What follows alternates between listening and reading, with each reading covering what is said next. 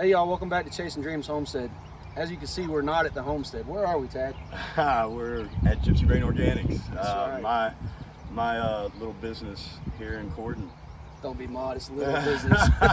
Show them this field, Jessica. This is amazing. Little business. This man's living the dream, y'all. This is awesome.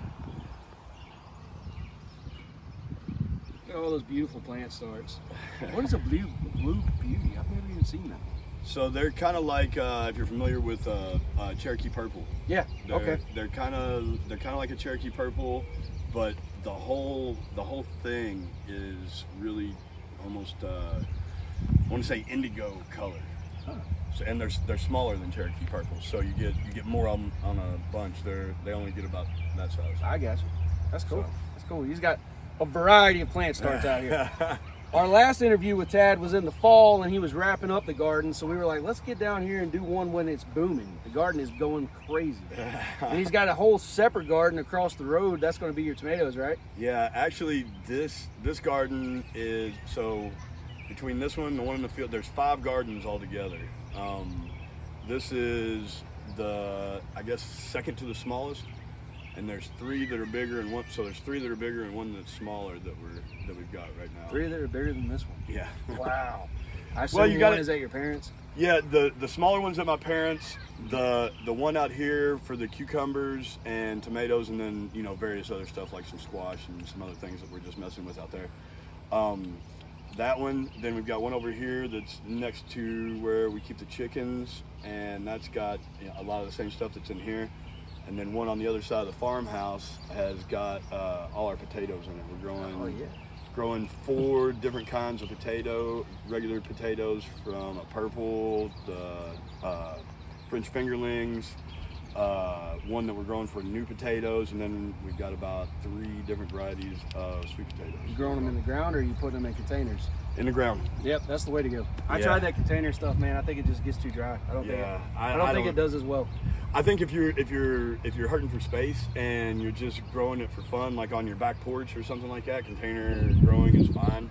Right. But if you're doing it on any kind of scale, container growing just doesn't. For me, it doesn't work. It didn't work well for us. We had 5 35-gallon mineral tubs with it planted last year, and got maybe 10 pounds out of it. It was crazy. Yeah. I was like, I put a pound of seeds in it, I got 10 pounds out of it. I guess that's a pretty good trade-off, but right. You expect a lot more out of that big of a container. Right. Yeah, and I tell people that this is one of 5 gardens, and they're like, wow, that's a lot to keep up with. But this year we added the CSA and everything, and so you got to figure we're between the markets, the CSA. We give food to the community services, the food bank down here, and there's hundreds of people that we're trying to feed with these gardens. So it takes a lot. Absolutely. And it's nice to have community services here because we waste very little now. So anything that we pick that's in danger of going bad in cold storage or anything like that, it gets shot down to community services where it'll get used. That's awesome. So. Yeah. Now, if you get coonies, you might not be sending it down there no more. I know, right? Feeding the pigs, right? That's great. You guys, I wanted to thank Tad because Tad was one of the very first sponsors to step up and sponsor our November 4th fall meet and greet. You want to tell everybody why you do this? This is now his 2nd time sponsoring one of the events for the homesteading community. Well, it goes hand in hand with what we do here. And when I found Chase and his family on Facebook, I started following them, and I didn't say a whole lot, but kind of kept tabs on them and see what they were doing. And I quickly realized that they're doing stuff that's along the same lines of what we're doing and what we're trying to bring to people and show people. And it was really cool what you were doing. And I think that any time that Gypsy Rain Organics can sponsor stuff like that gets more people interested in any part of the homesteading lifestyle, and especially kids. Anytime we can make people help people, make people more self-sufficient and unreliant on the giant chains and the government and everything else, I think it's an awesome thing. Absolutely, man. Like you mentioned, we both got the same heart for the kids. I call it planting the seed. I want that next generation to fall in love with the same thing that we have a passion for. So that's great, and I appreciate it. Now, have you determined what your class is going to be specifically for the fall yet? I don't want to put you on the spot if you're not ready to announce what it's going to be. No, it's fine, because me and you kind of talked, and I'm open to talking about anything gardening. But you said something about talking to people about what we do in the wintertime to prepare for the next growing season. Yes. And I think it's a great idea. Because there is a lot of stuff that goes into putting your gardens to sleep and getting them ready to rock and roll for that next growing season. Absolutely, and I appreciate that. And that's kind of what we're trying to gear each event towards. The spring one is getting people ready to put stuff in the ground, and then the fall one is teaching people what they need to do to get their ground ready for the spring. Absolutely. So that's going to work out well, and I appreciate you doing that for us. No problem. You want to walk around and show the garden off a little bit? Sure, yeah. It's beautiful. I know she did a panoramic view, but you got to see the beauty up close. So yeah, like these first beds here, we kind of dedicated to flowers, just playing around with different stuff. That's calendula right here. And I know you can make tinctures out of it. I've never grown it before. It's supposed to be really good for skincare. We haven't ventured that far into it yet, but I just wanted to see how they grew and how we could get them to grow. And they look like they're growing well to me. They look like they're growing really well to me. Right. And then that next bed back there that was another new thing for us this year is celery. Your celery's looking great, dude. I'd never grown celery before, and I started it in the spring. And apparently it's better a fall crop, but it seems like it's doing really well. Now, we did learn, because we grew some white and pink celery down there too, the pink celery bolts a lot faster than the other ones. Really? So it's already started bolting, and it didn't get enough size on it to really do much of anything with it. Let it come to seed, and then you'll have another product for the farmer's market. Right, exactly. That'd be cool. But yeah, so we've got, peppers, beans, spring mix. Looks like you pinched the top off the peppers, isn't that right? No, They're just already that bushy. they're already that bushy. I don't usually top mine. I just let my peppers do their thing, because I don't trellis them. The way I'm doing a new thing with mine this year, and so like the cattle panels that I make my hoop trellis out of, I'm gonna cut them in half long ways and build a fence with it around them to support them, and then put some strings in between to kind of keep them from going. But the pepper plants usually get big enough that they kind of support themselves if you keep them kind of contained in their bed, and so I never really had too much problem with. I know you got them close together too, so you must have known that thing about peppers like in the old hands. Oh My yeah. neighbor told me that, and I was like, really? Okay. Yeah, He was like, peppers plant don't mind being close. Yeah.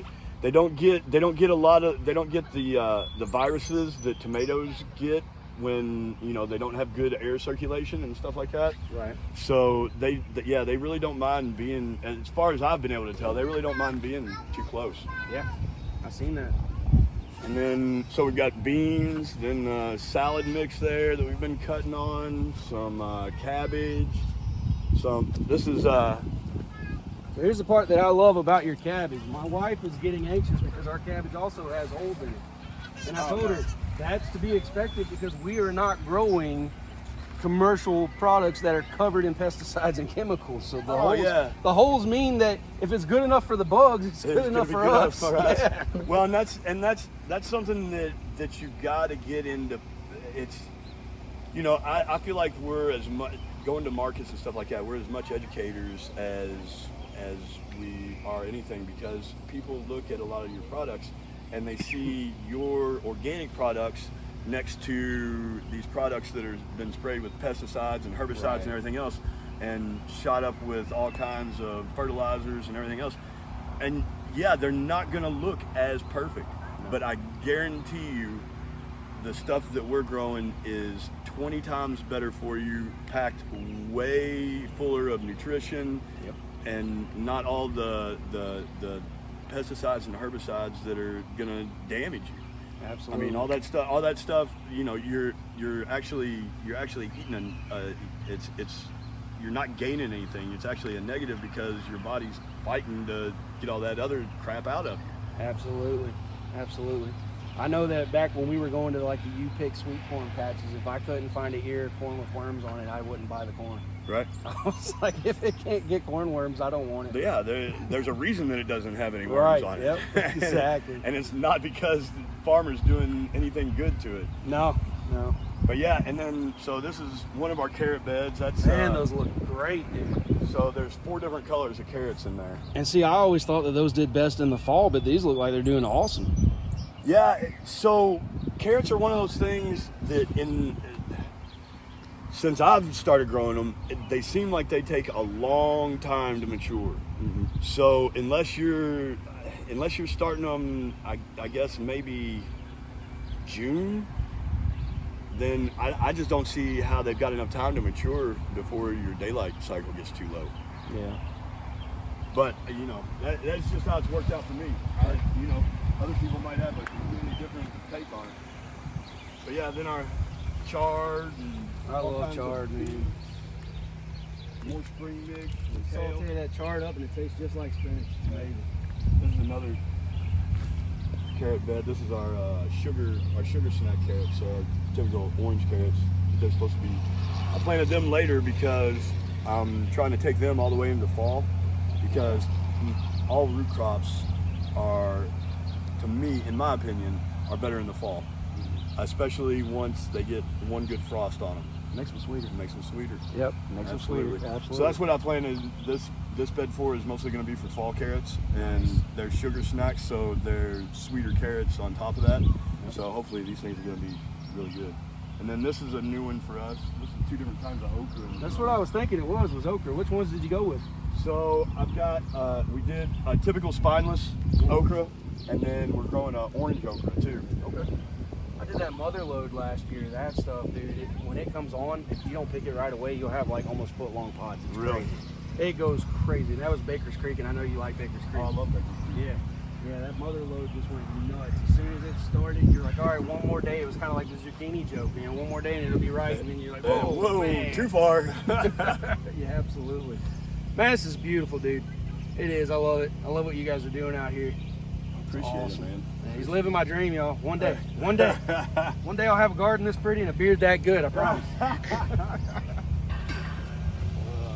Yeah, then, we started playing around with a lot more herbs and stuff this year too. So we've been, doing like that cinnamon basil. We got purple basil down there. And grew about 5 different kinds of basil this year. I love basil. I've got my herb beds back there next to the berries.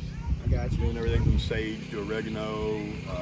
So are you only going to offer the herbs fresh at the farmer's market, or are you going to dehydrate some too? What is your plan? Once we dedicate enough beds to herbs, because a lot of the herbs that we're growing are perennial, right. So you have to dedicate a bed to it and stick with it. Mm-hmm. Then I'll be doing a lot more dried herbs. Right now we're just offering them fresh for down to market and then our CSA boxes. There you go. That's awesome. You want to tell everybody about your CSA? It seems like it's a hit this year. Yeah, yeah. So last year in the winter, I decided that we were gonna do a little trial run CSA kind of deal. The original plan was to do about 15 families, 15 households.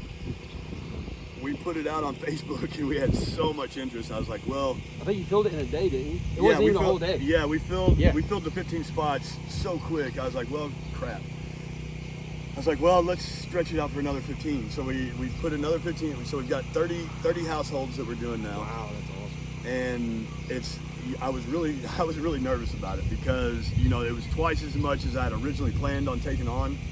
And so we had to get spun up really, really quick. But yeah, it's been so well received, and we've got so many other people that are wanting to get on board with it come either the middle of the CSA season or even next season. Nice. That it's been awesome to see how well received that it's been, here in Corden. Man, I'm proud of you, dude. Like I said, I seen when you posted that, and it was like gone. Yeah. I was like, that's so good. It was quick. That's man. a testament, though. That's a testament that people want healthy food, and they see what you're doing, and they know you're going to give them healthy food. Yeah, and that's and that's one of the things that's it's always been a thing with me is I've always encouraged people to come out here, and I don't care if you pull up about you know, where they're getting their food and what's being done to it before they eat it. Absolutely. And you know, the more eyes that the more people that see what we do here, the better. Because you know, I don't have anything to hide. I'm not, you know, and so, but the more people that I can get talking about it and getting the word out that, you know, we're doing things the right way and it can be done regardless of what anybody says. Yep. You know, I think the whole community is going to be that much better for it. I agree. That's one more way that you're planting that seed in people's hearts, man. Right. Not necessarily that they're going to go grow their own garden, but that they're saying, hey, there's a healthy option nearby that I can go get healthy food for my family. And it doesn't cost me any more than going to Walmart and getting the crap that's in there. Exactly. That's awesome, man. Yeah. I appreciate everything you guys are doing, and like I said, we really are appreciative of you being a sponsor. That's huge. We appreciate it. I appreciate what you all do, and you know, it's you know, it does me good being able to, you know, help sponsor stuff like that. You know, just being able to give back in some way that, you know, because obviously we've been blessed, and you know, any way that we can give back, I think it's huge. Yep, we're two of a kind. I tell you all the time, man, you know my heart and I know yours, so I trust you, and that's the way it ought to be, I think. Absolutely. Yeah. Absolutely. Well, brother, I appreciate you doing a quick interview and showing everybody this, and again, we thank you for being a sponsor for the event. And that's going to be the Celebrating the Harvest, November 4th in Underwood Road, Scottsburg, Indiana, at the Scottsburg Woodman's Lodge of the World. Tad's going to come out there and give a class on what you need to do to get your garden ready for winter. There's going to be a bunch of other great classes there as well.